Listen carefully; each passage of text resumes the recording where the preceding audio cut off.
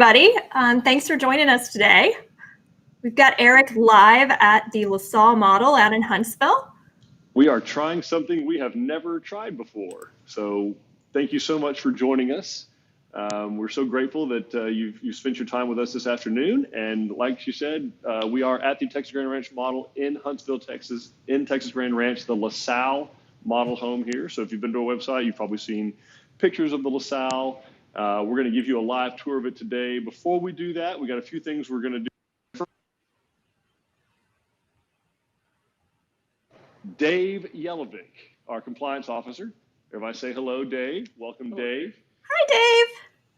So Dave does a lot of things for us here at Tilson Homes, not the least of which is like I mentioned, the title compliance officer. But in short, those normal folks of us will read like maybe self-help books or Dan Brown, whoever your favorite author is. Dave reads the code book to pass the time. So everyone needs someone like that in their organization.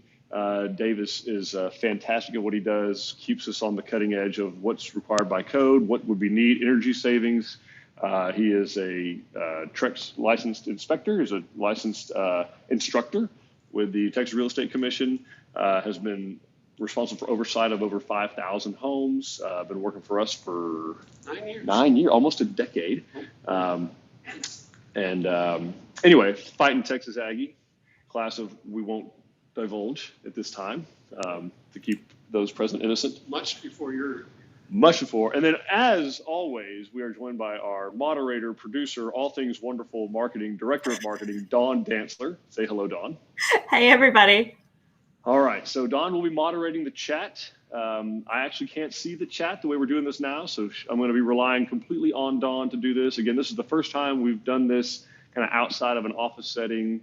So we're grateful you're joining us. We hope you get something out of this. If you have any questions at all about building a home on your land, of course, always ask us. And today, with Dave being at the ready, any kind of technical questions, if you want to geek out on energy savings or kind of the pros and cons of different things we do and how we do installation or HVAC or what's the logic behind that, which direction your house should face, how you're going to see Orion, the constellation, in the month of June.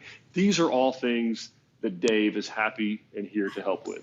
But please ask your questions. Dawn's going to moderate the chat. Without any further ado, we're going to try and pick up and move here. If you get motion sickness, this is the time to let us know, or maybe step back from your computer.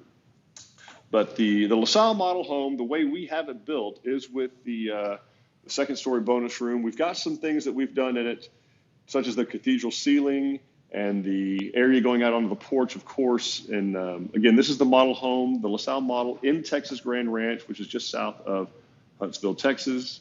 When you come in the front door, it does have a nice, big, beautiful 8-foot tall front door. In fact, I will spend just a second and show you the front porch. So a little bit of noise out here going on, but real nice front porch. Bear with us. That's what we call progress here in Southeast Texas. Well, it's a good illustration of how tight our houses are, because you could hear none of that when you were inside. That's true. You heard none of those things. So front porch, of course, we've done some brick paver options, which is beautiful. Ordinarily, this door would not be here. That is the door to our sales office. This is typically the garage. So that's the garage of the LaSalle model home. You can see the hardy soffit that we use, all the LED lighting. We do have some nice, beautiful cedar shutters that we've stained a nice, real nice black color, so that has that great contrast between the white stone and the black accent. You can see the continuously ventilated soffit going around. So this is definitely a climate zone 2 home. So this has the ordinary bat insulation. The door's open. Hey, thanks, Dave. And as you enter the foyer of the LaSalle, I mean, you're drawn to all that glazing in the family room to just really welcome the outdoors in, right? So you've got your outdoor living space. We've put a little gazebo back there. And then immediately off to your right is what we have set up as a formal dining room. Clearly that can be used as a study, just a different kind of optional space. We've got a lot of folks that are working from home these days. So that can be used as a study very easily right when you walk in. And it's got real easy access to your kitchen area. So pop out for your 15-minute federally mandated coffee break, get your coffee, and then boom, back into the office to work. And then, of course, one of the most beautiful parts of this home is the kitchen area. So you can see we've got it set up as it's 2-piece. So you got a cooktop and wall-mounted canopy hood over there, and your separate oven and microwave built in here. Refrigerator space, and the island is just really, really spectacular and nice and open to that family room. So there's your fireplace, nice focal point of this particular home. We've opted for a farmhouse sink, but you can see where you could gather, I mean, just a tremendous amount of people here in the kitchen around the island of the LaSalle model home. We've got a lot of big base cabinet drawers that you could have, so your pots and pans, of course your dishwasher set up there. We actually have bi-parting doors, so you've got some pull-out trays, and these are things, guys, as you're going through our model homes, you want to be sure you kind of open every cabinet. You're going to see that we use the full extension drawer glides in all of our kitchens. That's going to be included with every single home that we build. Again, so you see they come all the way out past, so all the neat things that you're looking for that slide to the back of your drawer when they only open to there, like normal, you have access to all those things. Very nice. The upper cabinet shelves are adjustable. Got a beautiful subway tile backsplash that we've opted for here, and then a great little breakfast nook. Sit here, take in kind of those morning sunrises, easy access onto the outdoor living space, which we'll come back to that here in just a minute. And again, shout out all your questions, anything that you want to talk about, construction related, home building related, design related. We'd be happy to answer any of those questions as we go through here. We are going to move along here into the, what we have kind of set up as a mother-in-law suite. So this is split from the rest of the home. So we've got it set up here with a queen size bed. You can see that even with the queen size bed and furniture and the closet door open, you got space. So you could easily put a king size bed in this room. There's just a tremendous amount of space in here. And this person has their own separate walk-in closet. Room for all those. It's a nice boots, closet. I love that closet. And shoes. And they have their own access to an ensuite bath, which is nice. Now, the way we have it set up is we have a door on both sides, so it could be accessed. This is kind of the restroom that customers use as they're touring the model home, but you could obviously have that closed off, and then this person would have their own private ensuite bathroom that no one else would have access to. We have a laundry hamper cabinet, so you can put all your dirty clothes down there, all kinds of storage. We have it set up as just a tub shower combo. You could do just a shower if you wanted to. Another thing we've opted for here is a different type of baseboard and casing. So you've noticed it's not really kind of the colonial molding. It's just a regular wide 1x4. Kind of get more of a rustic craftsman look and feel. And then same thing with the baseboard. It's actually just a 1x6 base. So again, ask any questions that you have. We have a lot of questions about the kitchen, Eric, if you don't mind going back. All back. right, well, let's go in there. Going back in there. Talk about the kitchen a little bit. The first question we have, it's really a comment, so I thought maybe we could address it. Okay. Cornell is saying that he really loves the kitchen, but is wondering about adding more cabinet space. Great question, Cornell. Yeah, so the question is, can we add more cabinet space? And we have a number of customers who opt to do that. I will say that the cabinets that are here to my right, probably your left, these are actually refrigerator depth. So they're actually, I'll go here to show you. Yeah, they're really deep. They're very, very deep.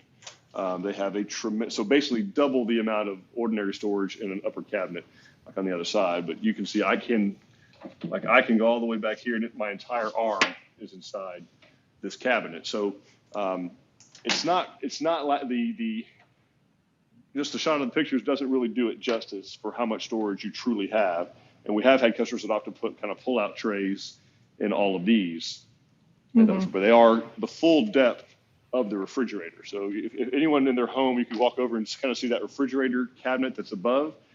Well, that's how big all of these cabinets are across here. But yes, I mean, absolutely. If you want to add cabinetry, we can do that. What also makes it look like it doesn't have a lot of cabinetry is the fact that we're using a wall canopy mounted hood. More decorative, of course, that could be a cabinet instead. We can make it where it actually goes up higher because we're doing the stone on the wall. And that's one of the things to consider, folks, is when you're doing the stone or brick or any kind of masonry in your kitchen, there's a good chance that you could, you're going to have to give up some amount of cabinetry. So that's a great point, Cornell. Thanks for asking. The other thing you didn't show, Eric, that does actually add a lot of storage space is that pantry. This home has a very large pantry. I think we put 60 some grocery bags in there. That's right. We did do that. It's a nice big corner pantry. Yeah, let me go open that thing up real quick because it does. You're right about that. Dave is going to open it up for us. Dave, my Vanna White assistant. And Dave, if you would, put your hand in there, have the motion detector light come on. There we go. So Dave is standing. Go back in there, Dave. Dave is standing complete. Now, Dave's about my size, by the way. Dave's about 6'2", 6'3", pretty good sized fella, and he's completely in this pantry, which is so you got 5 shelves. The bottom 2 are 16 inches deep of shelving, and then the top ones are 12 inches deep. So you've got a significant amount of storage in there. And again, of course, it truly is a walk-in pantry. I can walk completely in here and close the door to work. But it's a great point. Great. And then Yvonne is asking if she can change that stove out to be a gas stove. Oh, absolutely. Yeah. Can we change the stove to gas? Yes. So in this subdivision where we built this home, they don't have natural gas running in the subdivision, but yes, we can put a propane tank in and do that, which we do here in Texas Grand Ranch quite a bit. Or if you have natural gas available to you, obviously we can do that as well. But, okay, perfect. Great question. Theo has a question for you, Eric. He likes the Preston floor plan, and he's considering building it in the Bryan area. He's wondering what features helped you to decide to build your Preston. All right, so yeah, I built the Preston. Thanks for asking, Theo. I did it in 2004. What I really I liked the split floor plan of it, right? So I liked not only the split floor plan of it, but I liked the fact that the master, my wife and I didn't have our kids yet at the time. We had kids a little later, and so I could live in that whole, I guess it would be the left-hand part of the house. So for me, it was left hand. For you, it'd be the right hand. But the master bedroom, the kitchen, the utility room is all on one side of the home. So the spare bedrooms, all 3 of the spare bedrooms and the study and all that are completely on the other side of the house. So we could live in effectively about 1,500 square feet of that home. I could run the AC on the other side up a little high, 78, 82, and we just lived in the other side of the house. And so was one of the main things we did. And then value. I mean, you get a lot of value. You get a lot of square footage for the money. Was why I really opted another, because I'm a bit of a value driven at times. It's a nice way of saying I'm cheap. Value driven. Value driven. I like that. Anyway, those are the main things about the Preston. So. Okay, great. Myrna is asking if there is a smaller version of the LaSalle.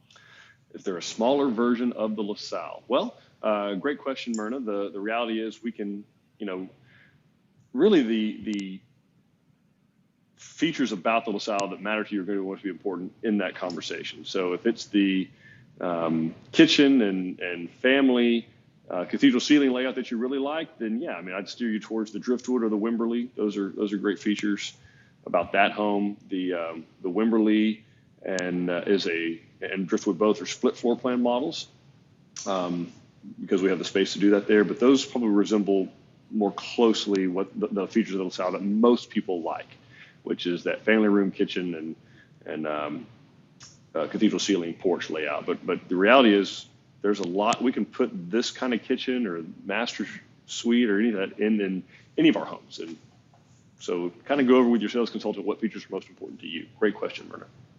Okay, great. Bridget is asking if she can incorporate sliders into the living room on this house. Yeah, Bridget, I think what you're asking about is the large patio type doors that go in there instead of the windows, kind of how we have. And the answer is yes. I will say that the doors this size are very expensive. Now, that's not to say that we can't. We have done them. I know Pella makes some. I know Anderson makes some. Where there's different kinds, but most of the ones we're talking about, they slide. They're thicker. They're not just a patio door that wide. They're about that wide because they're different panels that actually slide. Most of them are about 12 to 16 feet wide. And in those situations, yes, we can absolutely do that. but we have to get pricing on that. And they're a lot more expensive than just regular windows. Great question though. Great. Kimberly is asking if we can do soft close kitchen drawers and cabinets. Yes, ma'am. We absolutely can. Yeah, the cabinet manufacturer we use does offer the soft close functionality on the doors and the drawers.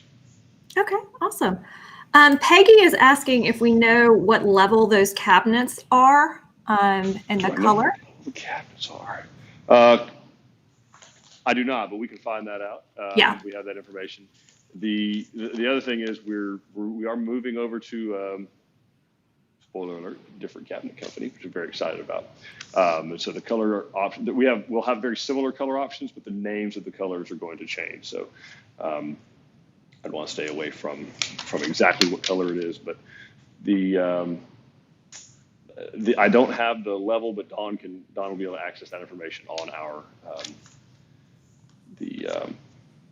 options addendum, Dawn. That's where we can find that information. On the options addendum, it'll have what level cabinets and what level and what color all that stuff is. Okay, great. We will look that up and get you that answer. We have a friend over on YouTube who is asking us what the ceiling heights are in the rooms. Oh, the ceiling heights in these rooms. All right. Well, they vary. It's a great question. So yeah, here in the kitchen. So obviously you got a cathedral in the family room. So that's that. And it's probably about 17, somewhere between 16 and 18 feet tall. And that's just going to vary by what plan you're looking at as to how much attic we have to work with. The kitchen area and this kitchen, breakfast, dining, most of the other areas in this house are going to have a 10-foot ceiling. So actually I'll walk you back to the master as well and show you that. But you're looking at 10-foot ceilings here in your kitchen area, your dining area. So spare bedrooms, it's 9. So you got 9-foot ceilings in the hallway, in the secondary bathroom here, as well as the front right. We have dressed up as kind of the girls' bedroom. And then it has it slopes up to 10-foot ceiling here in the bedroom closest to the front door. And then in the master, we have some interesting ceiling treatments done. So it is a 10-foot ceiling still, but we've put a beautiful cedar box beam detail in here. And of course, again, with the king-size furniture, beautiful view out to the backyard. And then we've opted for a really unique ceiling treatment here in the master bath. And this is really kind of the crown jewel of this home. And then it does have a bonus room upstairs, and that's going to have an 8-foot ceiling upstairs. But really, really, so they vary to say all that. What else, Dawn? Very good. Teresa is asking how long it took us to build the model. Oh, how long it took to build the model? It took us probably right about 7 months, thereabouts, to build. Now, that was once we started construction. It took a little bit longer for us to get of course, all the permitting. We did the engineering, soil testing, foundation design, color selections, all those kinds of things. But all in, all done, it took probably 10 months total. Okay, great. Angelica is asking about the pull-out trays in the kitchen. Are those installed in every home, or is it an upgrade? So they're not in every single design. That's going to be per design. So it's going to vary based on the floor plan that you're looking at. But yeah, they can be added to any home if you don't see them already. And they are quite spacious and strong. I'm going to show you. I've actually stolen some of the space for my laptop bag. It's in there. And yeah, the fact they come all the way out, which is really, really nice. But I was trying to hide Dave in the pull-out trays, but he wasn't up for it. He wasn't game for that. I'd have to fold up. Dave would have to fold up. But great question, Angelica. Thanks for asking. All right. Let's see. Samantha is asking if she can bring her own house plans. Can you bring your own house plans? The answer is yes. So yeah, you can bring your home plans to us. Now, what we'll probably do is start with one of ours. And that's not because we're necessarily trying to steer you to one of ours. It's because we have the pricing done for our plans. So we can more quickly ascertain for you some type of a ballpark of what yours is going to be if we can start with one of ours, just from the square footage of living area, square footage of covered porch, square footage of garage, upstairs versus downstairs. All those numbers, the kind of the big needle movers on pricing on plans, we can start from there and then kind of dial in if that's something that's within your budget, go in from there and talk about, okay, well, here's how many more cabinets maybe your plan has from ours, so that'll cost X amount more dollars. Hey, we have 3 or 4 more windows in our plan than yours does, so we can credit you back those dollars and so on from there. But yeah, bring the house plans to us. 2 things. First, we'll make sure that it's actually something in our wheelhouse. Not every single plan on earth is in Tilson's wheelhouse. We're not gonna build you a concrete and glass Frank Lloyd Wright type of home. It's just not who we are, and we want to be sure that we're going to be a good fit for you. So we do that first, and then we start dialing in from a budgetary standpoint what that looks like. Hope that helps. Thanks, Samantha. Okay, great. And I have the answer on the cabinets. Eric, the options addendum says standard 11. Okay, so we got standard cabinets in there, and at least they were at the time, and it's a kind of a charcoal gray, kind of a darker brown color. So I don't have the in the old cabinets it was called Flint. So just talk to your design consultant about what the best match is for that. Yeah, what we're replacing Flint with. You can do that. Yeah. Great question. Let's see. Jose and Vanessa are asking if we'd be able to build the LaSalle master bathroom design into a driftwood. So can we put the LaSalle master bathroom design into the driftwood model? It probably isn't going to fit exactly. Of course, that's okay because it technically adds footage even when we put it in the LaSalle. So yeah, we'd probably have to bump out the side of the driftwood plan a little bit to accommodate that. But yeah, the answer is we could get the bulk. We've installed that type of shower. We've built that type of shower where you walk in one side, walk out the other, and more than just the LaSalle master bathroom. So yeah, we can absolutely do that in other floor plans. It can be done. Awesome. Fabiola is asking if we have an interior design team. She really likes the decor in the home. Great question, Fabiola. Yeah, we do use a vendor for our interior design. They're actually out of Austin, but they only do new home builders. They don't do work for whatever reason with on a retail side. They don't. So we don't. There isn't like, oh, you can go get this table from this store. They buy everything wholesale through the distributors that we can't even deal with. So it isn't something that we can just go pick it. Now, some of the things some of the accessories, you can go get them from Home Goods or Target or other places. I was going to say the accessories on the table are Magnolia from Target. Well, that's more than I would know. Yeah, for sure. Kelsey and I checked that out when we were there. The stickers are still on the bottom of them. But the artwork and those kind of things, those aren't something that we even have. We don't even know where they come from. They show us, they do a full presentation for us of what the colors and design and furniture pieces are going to be. And we usually give them a little bit of feedback based on what we'd like to see. And then we just go. I mean, we let them do what they do best so that we can do what we do best. Great question, though. Awesome. See, Peggy is sharing with us that she has her color sessions appointment next Tuesday with Nydia and Melissa, and it's asking if she's going to have access to the new cabinet company choices at that time. That'd be a great question to ask Nydia. Peggy, I know that the samples are being distributed across the state kind of as we speak, so you can give Nydia a holler, and she'll be able to tell you if they're going to have the new samples there or not. Perfect. Yvonne is asking us how much the home is, the LaSalle. How much is this home? Well, Dawn, you've got the base pricing there, I reckon. And Yvonne, it's going to depend largely on exactly where you're building the home. And it's going to range in price. I mean, for every single option ever done in the home versus what the base price of the home is, and the way it looks on the website. But maybe Dawn can give us some kind of idea for. Yeah, so this one is there. Eric's actually out in Walker County right now, and the base price is around $398,000, And then we have the model upgrades on top of that. Yeah, so it starts at about 400, and then by the time if you do the bonus room and every option we have in here, you're closer to probably the 550 range to start with, and so it's going to depend on square footage wise what you're really after. This home is nearly 4,000 square feet by the time we've done everything with it. With the upstairs, it's like 3,700 square feet, so a little bit larger home than most people are after. But so you can really, the best thing to do is sit down with a consultant and kind of pick and choose what things you're wanting to do. As far as I know, I think we've only sold 2 that have, just everything across the board. I want everything just like it is, but we have sold them. In fact, one just this past week. Wonderful. Peggy had a question about the master ceiling. She absolutely loves what you were showing, and she didn't catch if you said it was 9 feet or 10 feet. Yeah, so the master ceiling, I believe, I'm going to go double check it one more time, Peggy. I don't want to tell you a fib, but I'm pretty sure it's 10 feet.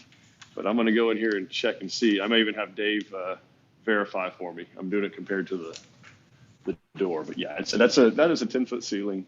We're about 2 feet taller than an 8-foot door. So it's a 10-foot ceiling, but it does have that box beam detail, which we can actually do in any ceiling height.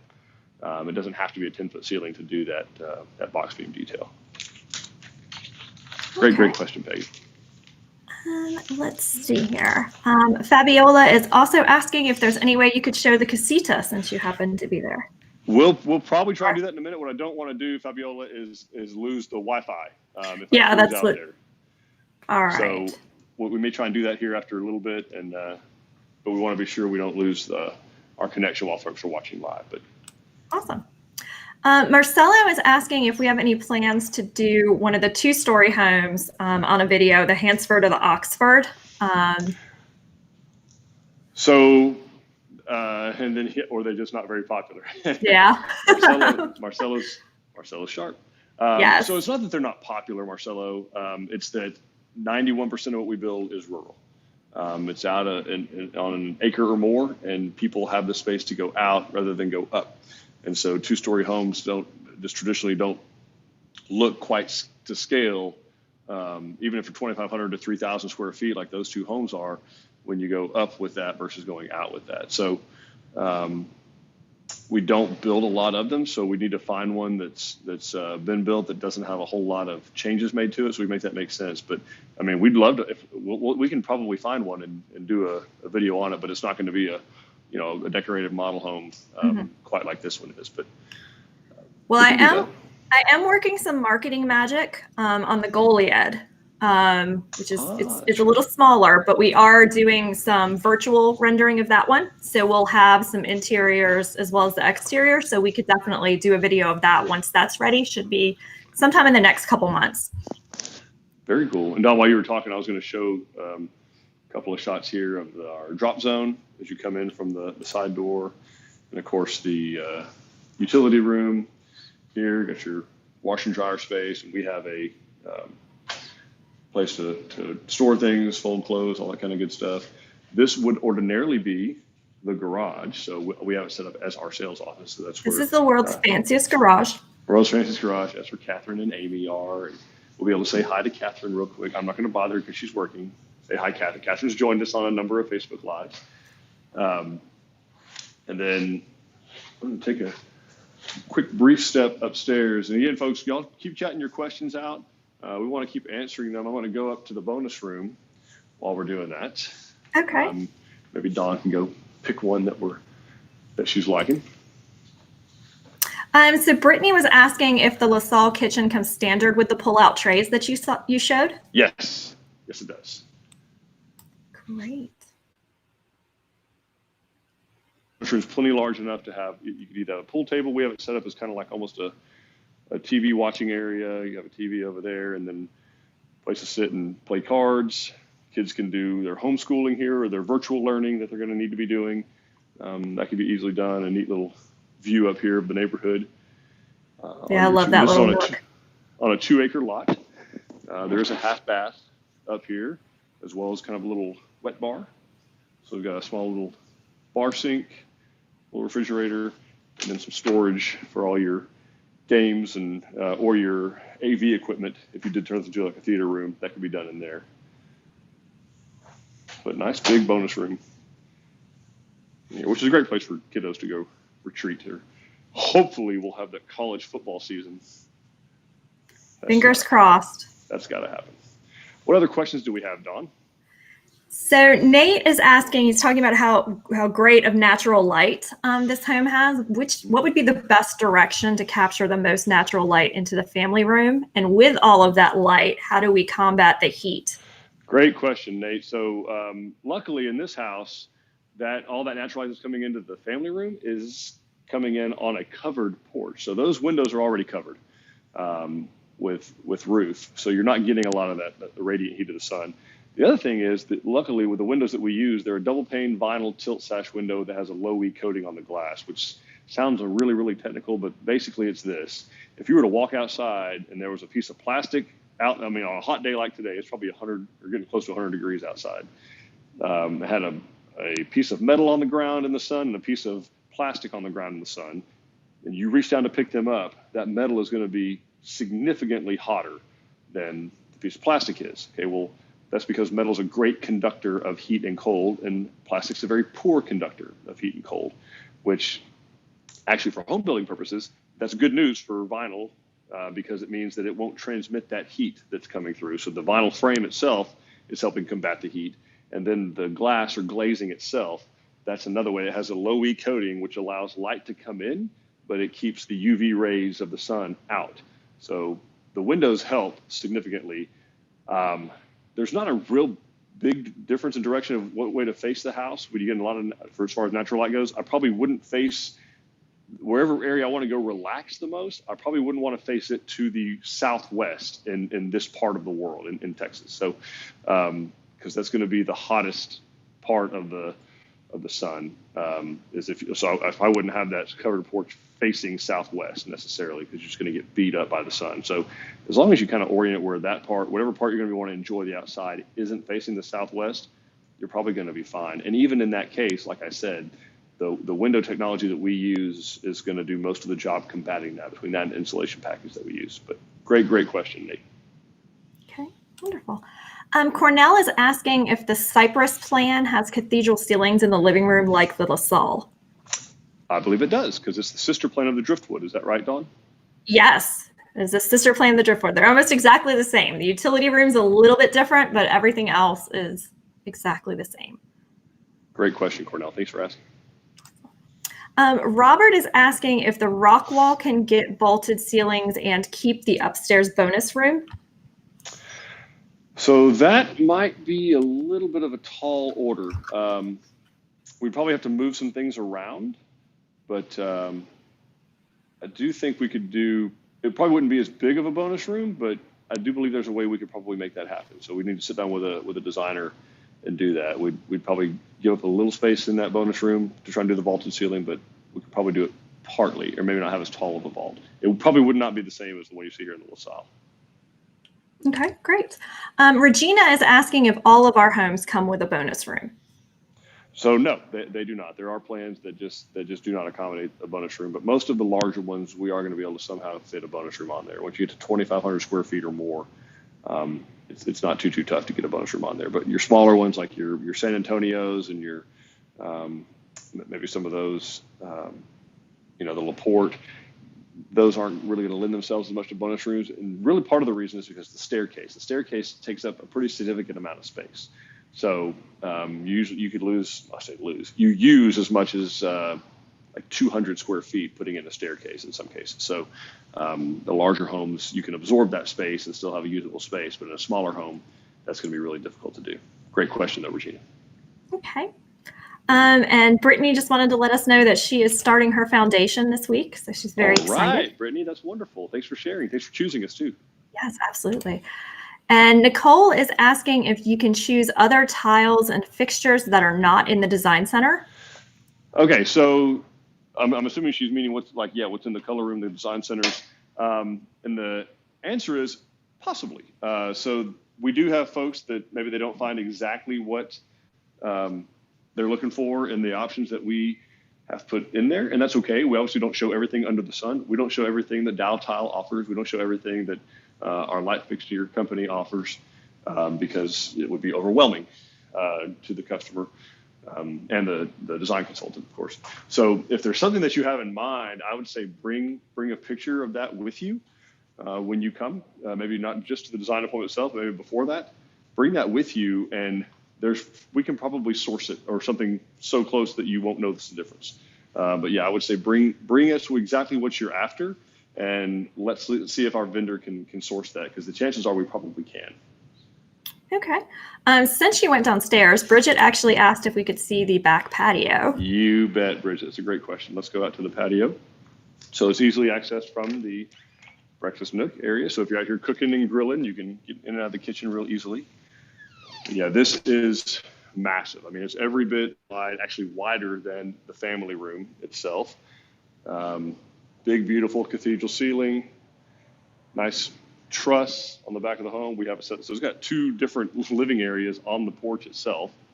And again, of course, you can hear the 18-wheelers going by again. And we have the gazebo set up. I'm gonna see if I can get out here, Dawn. Let me know if we start skitzing out, and I'll retreat. But I want to try to show the back side of the home a little bit, because it's just too beautiful not to try and show that. So there's your master bedroom up here on the right. So you got this beautiful view of the outside, of course, cathedral ceiling and family room, letting all that natural light in. Breakfast nook, and then mother-in-law suite or guest quarters we have over here. And then the casita. There's the casita. Yeah, we've opted for a gazebo. So I want to try and walk to the casita, Dawn. You holler if we start to lose the locker room. While I'm doing that, of course, we're open 7 days a week. This happens to all of our centers are. We're 10 a.m. to 6 p.m. Monday through Saturday, and then noon to 6 on Sundays. We'd love to see you come out. So we're going to go in. This is a patio door into the casita. It's going to get a little echoey in here because we have stained concrete floors that we've done in here. So this is where folks that are building in Texas Grand Ranch or around Huntsville are doing their color selections. This would ordinarily be like a kind of a living area of the casita. It's designed just to be a 1-bedroom, 1-bath, and then common area. It's about 850 square feet of living area in this little house. We've got it set up as just kind of a little break room. So you got a little small fridge there, little sink, really nice bathroom actually, big walk-in shower, and then of course water closet, storage. We've got laundry hamper cabinet, and then what we have set up. Dawn, do I still have y'all? Yes, you're good. Just checking, making sure. This would be a bedroom, the only bedroom. This home is built, the casita is built on a 9-foot plate, so you have 9-foot tall ceilings. And then it would have a walk-in Another closet really nice closet that we have, of course, outfitted with construction stuff. So big closet, surveyor's tape, TV, all the essentials. You know. We have it set, of course, as like a builder's office, or I use this office from time to time. So yeah, that's whoever was that asked to see the casita. That's the casita. There's the casita, and I guess we still have a Wi-Fi signal. Yeah, we're doing pretty good. All right, any questions we have now, Dawn? Yes, Bridget was asking about the stairs to the bonus room and if they could be wood instead of carpet. Oh, absolutely. Yeah, the stairs can be wood instead of carpet. We 2 reasons we went with the carpet. One, obviously, it's a little less expensive, actually significantly less expensive, but also it helps keep the sound down.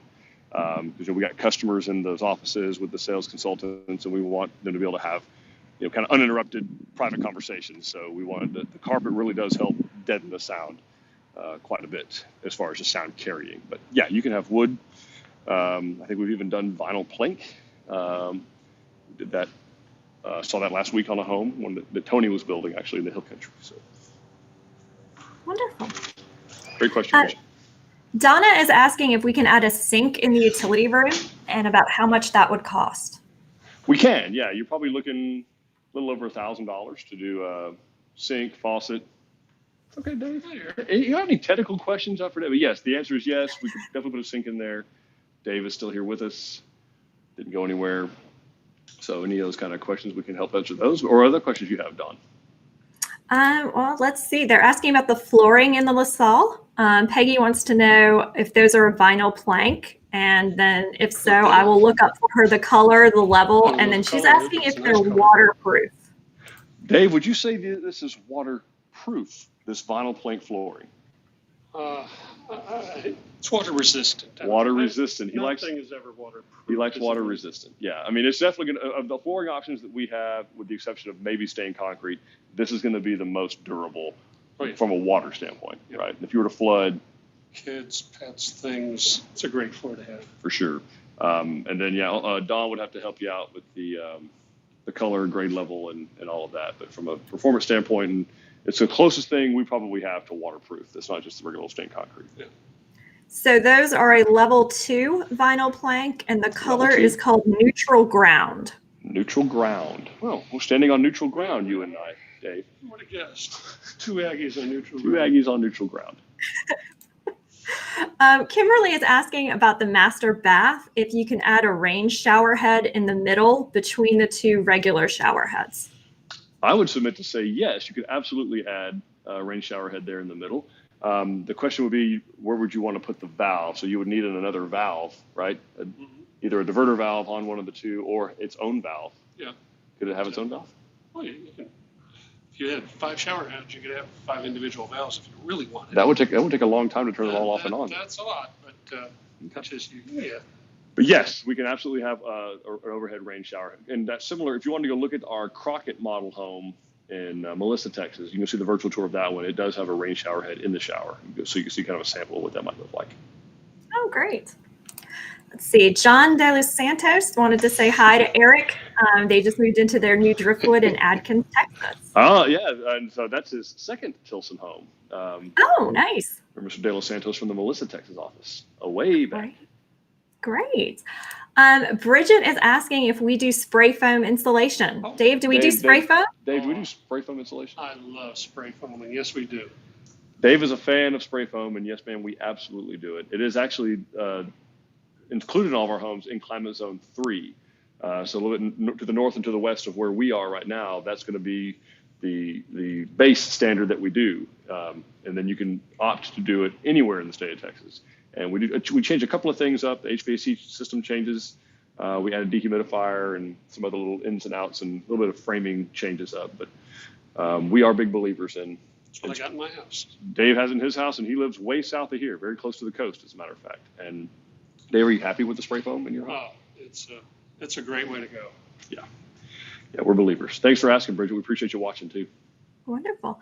Denise has a question. She's asking if the window technology is standard to all models. I think Denise, she's referring to all of the stuff you were saying about the all those words I was using. All those words you said that I forgot already. Yeah, the double pane vinyl tilt sash window with a low E coating is going to be standard in all of our homes.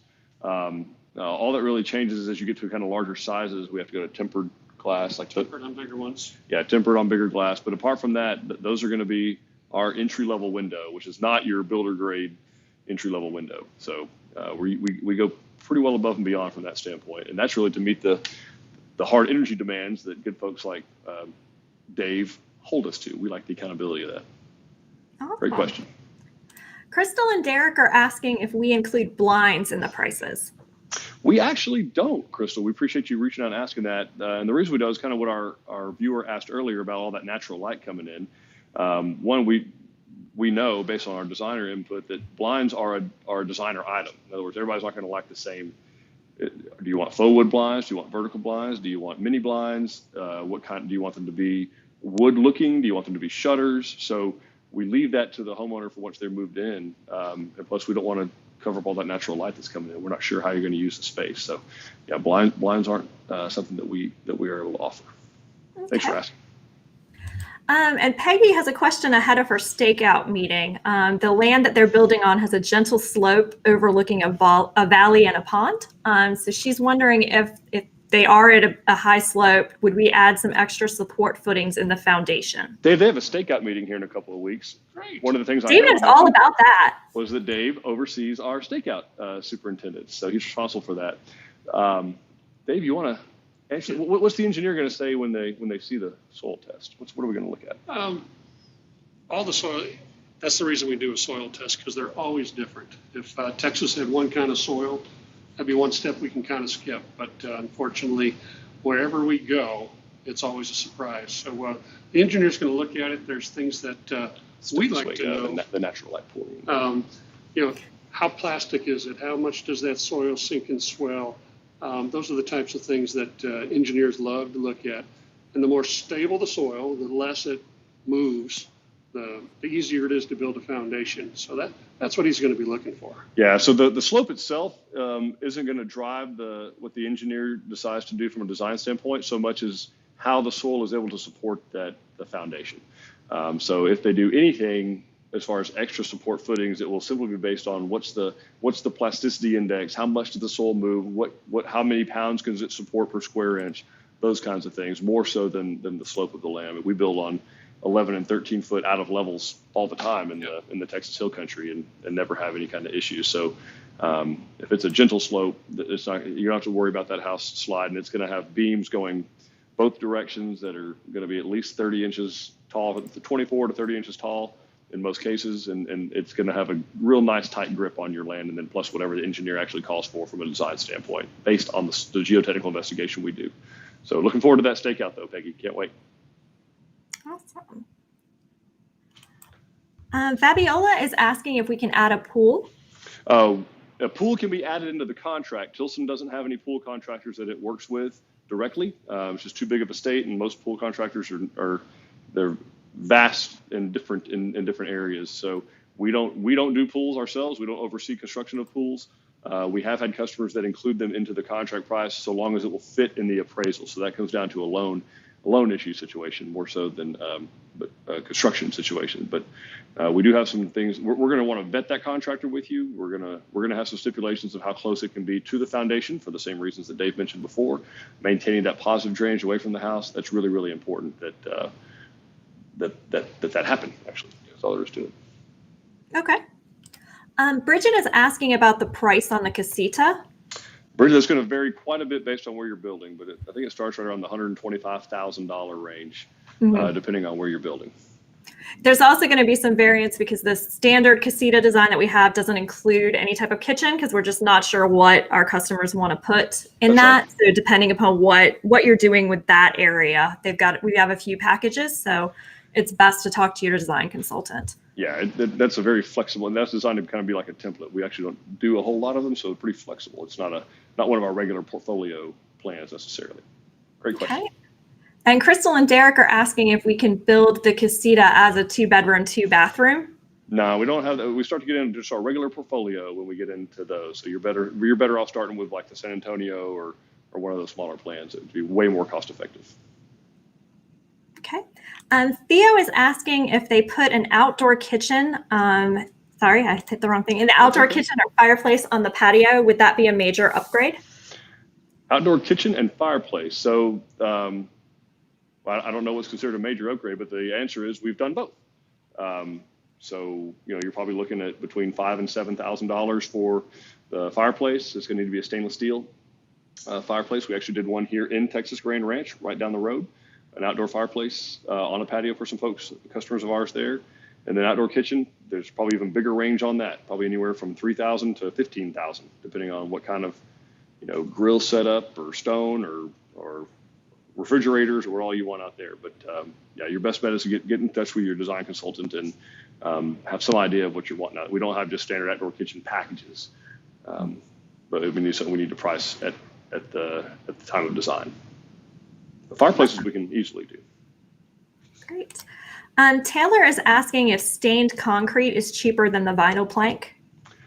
Yeah, the stained concrete is going to be less expensive than most of the vinyl plank floors. I think there might be one vinyl plank floor that's about the same price, maybe even a little less. I think the standard level one is about the same price. Yeah, I think the level one vinyl plank is about the same price as stained concrete. Because there's still quite a bit of labor involved in the stained concrete, and we have to protect the floors throughout construction. So there's still cost. Okay. And Amber just wanted to say that Dave and Jerry came out for her stakeout, and they just had their soil test done. Oh, you got a fan. Dave comes on one Facebook Live and has a fan. Oh, hi there. Man, I've been doing these things since the pandemic started. Golly. Thank you, Amber. We appreciate that. So Yeah. between the two of you, how many years of home building experience do you and Jerry Butler have? Oh, man. Almost 75. 75 years, two guys. Yeah, that's incredible. So you had a wealth of knowledge out there, Amber. So soak it up. That was great. Awesome. Okay, so Cornell wants to know, if he was choosing between Tilson and Precision Builders, what would you say to persuade him to go with Tilson? Well, what would I tell you? Persuade to go with Tilson? I don't know, man. I mean, I'm sure I have 3 words for him. No construction loan. No construction loan's a big one. You're going to save a significant amount of money, but the reality is you're going to pick who you trust. That's what I tell you to do. You pick who you trust. And to the degree that we earn your trust and we can answer your questions and we can lay out proper expectations about the experience and be responsive and that the Tilson family is still highly involved in the organization. We take this stuff very seriously. So we want you to be happy. That's all I really want. So if we can help you, it'd be an honor. That I can tell you. I'm easy to get a hold of. I don't know about the leadership or ownership of the other builders, but I know it's not hard to get a hold of somebody in the Tilson. Is it hard to get a hold of somebody in the Tilson family? Yeah. Dave says no. Right here. Awesome.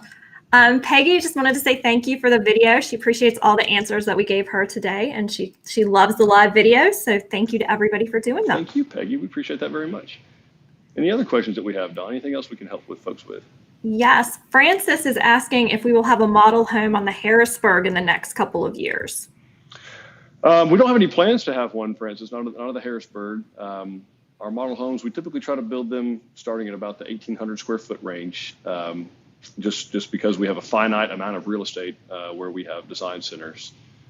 So while we don't have any plans to do a Harrisburg yet, doesn't mean we never would do a Harrisburg or a smaller plan as a model home. But not any plans currently in our design strategy to do that.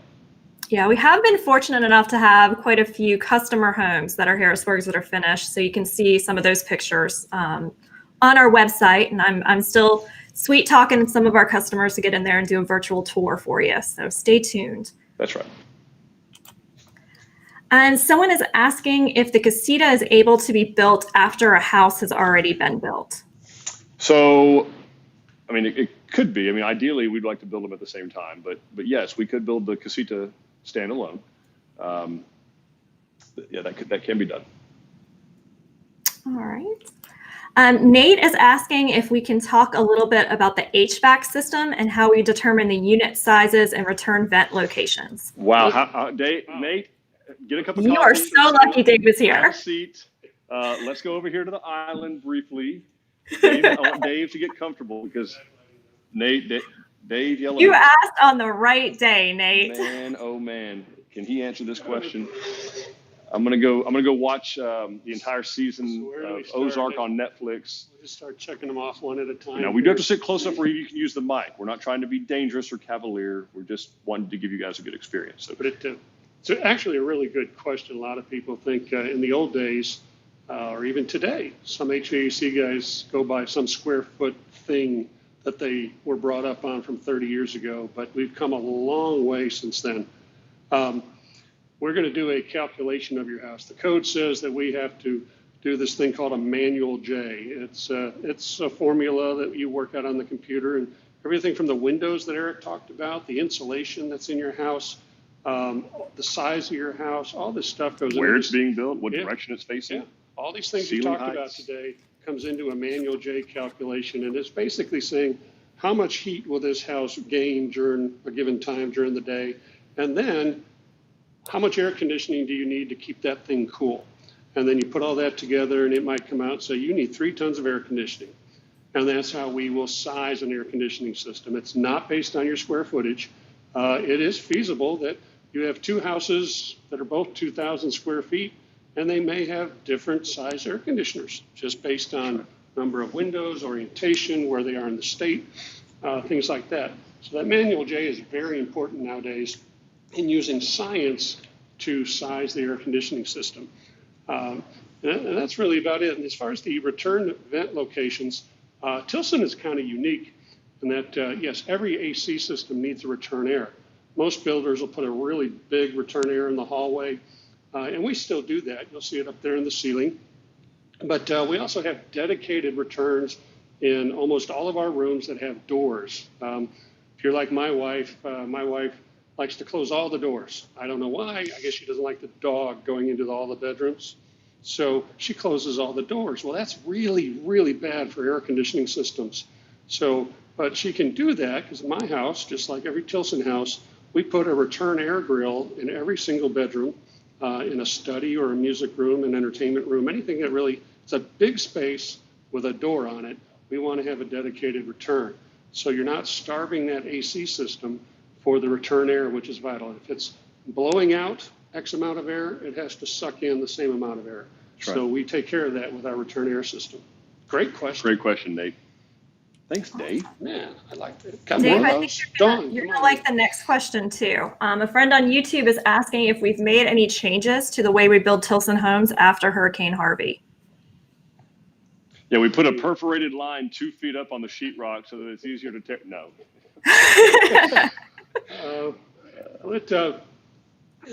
That's a tough question, but generally not really. There have been some changes, though, as far as a lot of the cities and a lot of the counties have implemented new floodplain rules.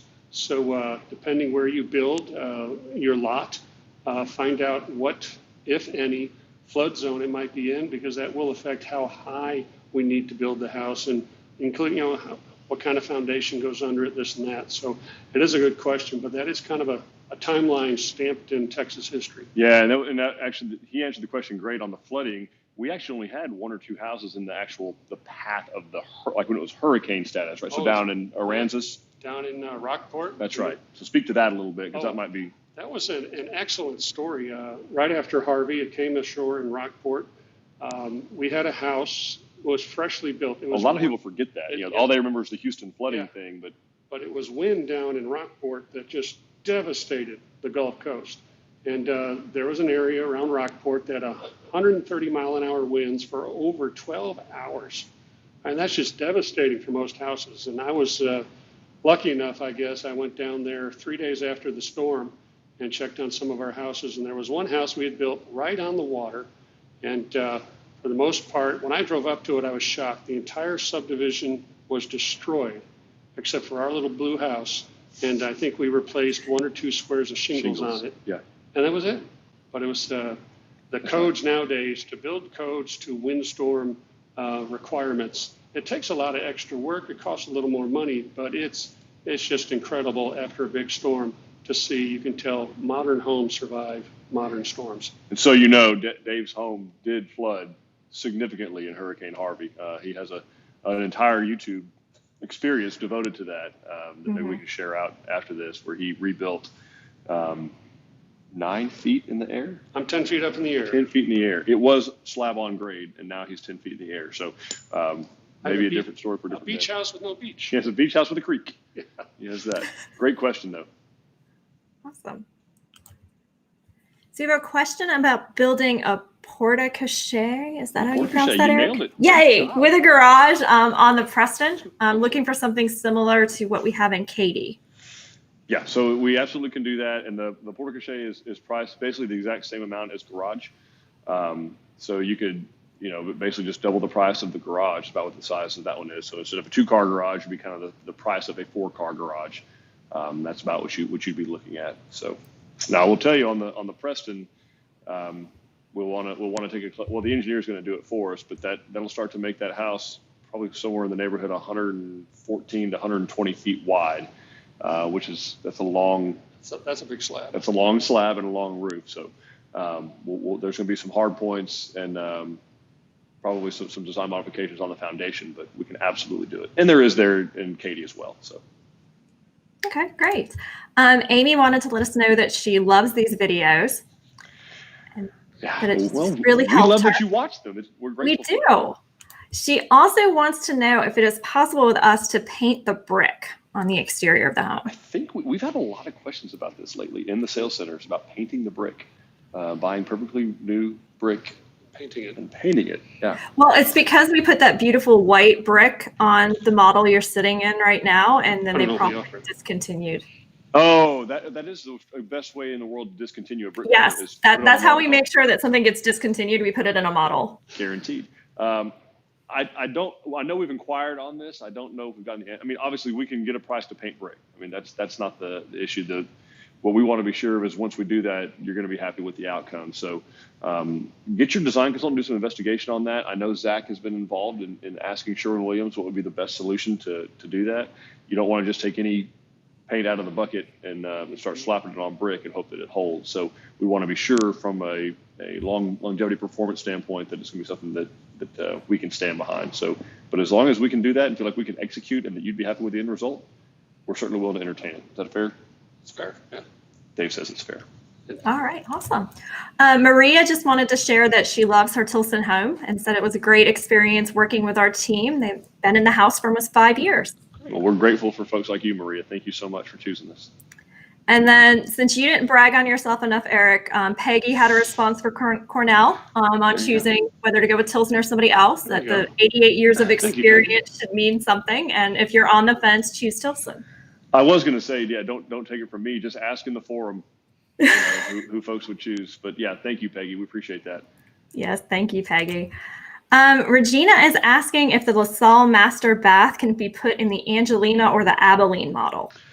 So yeah, the reality is, we said earlier that we can include features of this home in any of our design floor plans. Is it going to be, square foot per square foot identical? Probably not. We want to be sure that it scales, but we can add the footage and get that if it's the shower that you're after, or if it's the wraparound his and hers vanity that you're after. I mean, get with your design consultant and find out how much footage we're going to need to add. But yeah, the answer is, yeah, we can make a shower with 2 entrances and 2 shower heads in just about any of our floor plans. Certainly in those 2, it's going to be feasible to do. Great. Matt is asking if it's possible to have a cathedral ceiling like in the Driftwood living room in the San Jacinto. There is. I'm not looking at the website right now, but we might even have a custom option for that already. But I have seen the San Jacinto built with a cathedral ceiling and a cathedral covered porch, just like I want to say we've shown it. I think we showed one in one of our lives where we did that. We probably did. We've done a lot of lives, so we have. Chance. But yes, Matt, we can do that. Awesome. So Ashley says thank you for doing the LaSalle live. She's been waiting for it. Okay. Well, hey, let us know what other houses you'd like to see done live, and we'll try and do those as well. Great. And then Amy wants to know for her HVAC, can she tell us how cold she would like to keep her house, and would that change the amount of tons that we need? All right, Amy, that's a great question. So what's the primary focus of the HVAC system in this part of the world, Dave Yelovich? Well, we want it to keep us cool. On days like this, it's 100 degrees outside. We don't want it 100 degrees inside. Right. What else is it doing? It's also dehumidifying, especially along the Gulf Coast. Yeah. Why is that important? We don't like to see humidity rise in a house. There are, after a certain point, little things like to grow and take over a house. So running your AC at a decent temperature and keeping the humidity at a decent level keeps your house healthy and you healthy as well. So what we want to do, Amy, is be sure that you can over HVAC a home is what the point I'm wanting to make. We could put a 5-ton AC unit on a 1,200 square foot house, and we could get it to 65 degrees inside that home if you want to. The trouble is it's going to be 65 degrees and about 68 or 80% humidity. And I would submit to you that 65 degrees at 80% humidity feels hotter than 74 degrees at 50% humidity, because the moisture, you feel it in the air, just like you can if you walk outside here today in Huntsville, Texas. But the short answer is we design it for broadly speaking, the majority of folks. Now, I'm not going to sit here and tell you, if you put it on 65 degrees and it's 100 degrees outside, we're going to get there. I don't think we can make that happen. Not on a consistent basis. They're not designed to do that kind of work. But I do think get with your design folks, and if a lot of people like to entertain, maybe every weekend they have the church folks over every Sunday for a big gathering and food, and they know that it's going to need some more air conditioning on a periodic basis.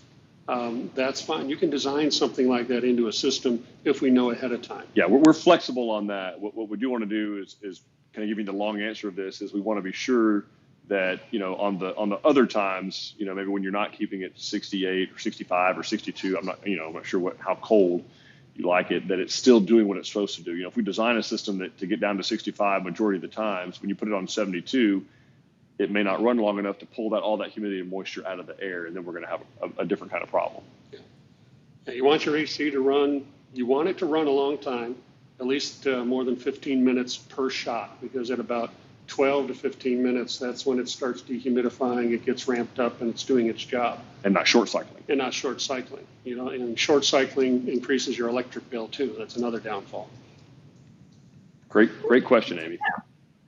Amber wanted to add to the conversation about Hurricane Harvey that her parents have a Tilson home that made it through Harvey. They're there in Matagorda County. Several homes were damaged, but theirs was okay. There you go. Testimonials right there.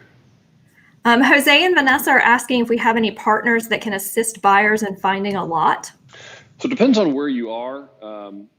And Jose and Vanessa, we want to be sure that it's an area that we have, of course, more vast experience. So get with your design consultant of where you are. And if we don't have someone on hand or at point there, then we do have folks reach out through landsoftexas.com. And that's a really good resource because you can sort by county, you can sort by price, you can sort by price range, price, acreage, and county, and kind of narrow down that filter and get a real good beat on what's available, what's out there. Okay. Got another question about the Preston. How much would it be to add a detached 3-car garage? You're probably looking at close to $45,000. Pretty close of what you're looking at, depending on how big 3-car you want. But I'd probably going to start around the $45,000 to $50,000 range. All right. Robert is asking if we can make the LaSalle laundry room bigger. Of course. Yeah. Thanks, Robert. That's a great question. But yeah, we can make it larger. We can take in some of that mudroom space. Drop zone space that we have built. We can take that into the utility room very easily. We could take some of the mother-in-law suite. Yep. Take that in as part of the space if you want to do that. So yeah, there's options to do that, or you can just add footage to the house, which is going to be the most costly option, but still an option. Okay. Amy confirmed that she wants to paint her brick because she likes the white. Understood. I might be able to do stone less than painted brick, but I don't know for sure. I'd have to check on that. All right, good to know. Adam is putting in a request for Livingston Live. So Okay. That's another one we're working some marketing magic on. So probably beginning of next year, we would be able to do that. It's just going to take us a minute to get to that one. Yeah, Don's learned some pretty creative, cutting edge stuff for us. It looks like is Adam underwater in his avatar? We're worried about you. It does look like he's scuba diving. Let us know that you're okay. We want to be sure that you're. Yeah, Adam, are you all right? Are you above water? It's important.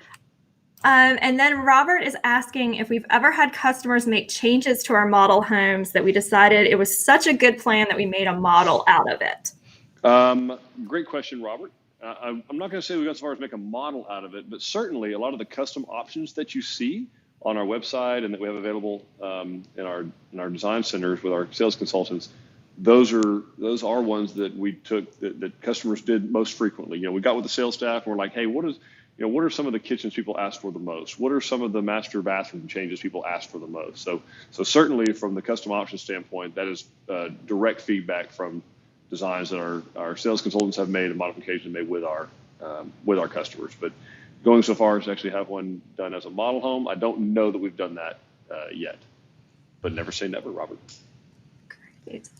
All right. Jean wants to brag on you, Eric. Hey, you're Jean. the best. There's no better person to build your house. They built a customized Fredericksburg 15 years ago and love it more and more every day. In Shepherd by God, Texas. I remember you well. So thanks so much, Jean. Thanks for watching. Tell your sweet wife I said howdy. Theo has a question about the cable tension system done on the foundations and how does this benefit your foundation over the years? Dave, do you know anything about post-tension foundations? Post-tension foundations, one of my favorite topics of the past. They're getting comfortable again, folks. There's a grid system that runs through our slabs. The post-tension cables, roughly 3 to 4 feet on center in each direction. 7 to 10 days after they pour the concrete, they stress those to 33,000 pounds of tension on each cable, and that physically pulls all the concrete together.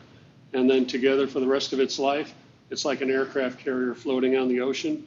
The soils may move, but your house stays together. Post-tension foundations are really great in Texas soil. Yeah, you're leveraging the compression strength of concrete and the tensile strength of steel, and there's just no better way to leverage both of those from a design standpoint.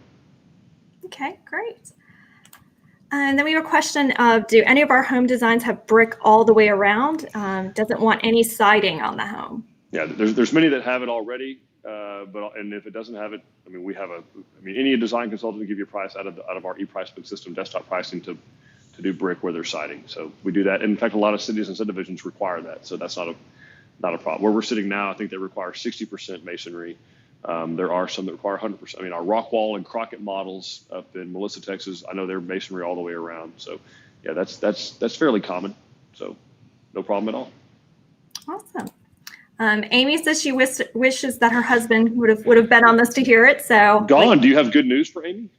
Everything can be played back. They stay here forever on Facebook and YouTube, so you can play it back. And we also, on our website within our blog, we'll put in the timestamp of what questions we were answering, so you can put him straight to whichever question it was you needed him to hear. Yes, because if he's anything like me, he's not going to sit through an hour and a half to go hear a 4-blurb sentence. So our marketing, Nick and Kelsey, do a great job of going through and marking down where the various bullet points are, just like any other podcast or YouTube video. So he has to see it now, Amy. You have to show him.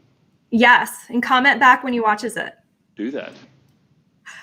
Theo says thanks you for answering all of his questions, but he's rooting for the wrong Tigers, so we're going to move on. 2 Aggies. I know, but the 2 Aggies aren't having the big problem with that. It's that Clemson Tiger over there of Dawn. Y'all may not know this, but Dawn. That's gone now. Clemson. I forgot what happened. Do you remember what happened with that game last year? It was Clemson Tigers and the LSU Tigers. I'm trying to remember. Tigers won. The Tigers won. Yeah. We know that. The blonde quarterback won. That's what happened. What other? We're going to lose Dawn. Go ahead. Peggy says she'll be building the Livingston B elevation soon, and they're putting in the rear family beamed cathedral ceiling like in the LaSalle and adding the 3-car garage side entry. So I guess she's offering up her plan for that virtual tour that he wants. So we will reach out to Peggy. Let us reach know out to us. Thank you, Peggy. Appreciate that.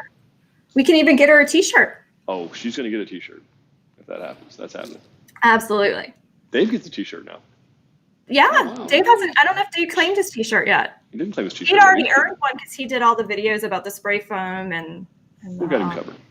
Yeah, we're good. And Amy says she will be having her husband watch and comment back for us. And that is all of the comments that I am seeing, everybody. Well, that is awesome, folks. We thank y'all so much for joining us. Dave, thank you for joining us on such short notice and for bringing some of these toys we're playing with today are ones that Dave brought to us. So we appreciate that. If you got any questions, you can reach out to us on our various channels. Dawn, thank you for setting it up and for moderating. We had a question sneak in about your watch. Yeah, it's a Casio. It's a Casio G-Shock. Takes a beating. That's the whole plan. Thanks, Phil. Anyway, so reach out to all of our various mediums. We got Instagram, we got Facebook, we got YouTube, we got the website itself. Online sales consultants are standing by to help answer your questions. All of our design consultants are at the location 7 days a week. So we hope to soon make you part of the Tilson family. Till next time, guys. We'll see you later. Thanks, everybody.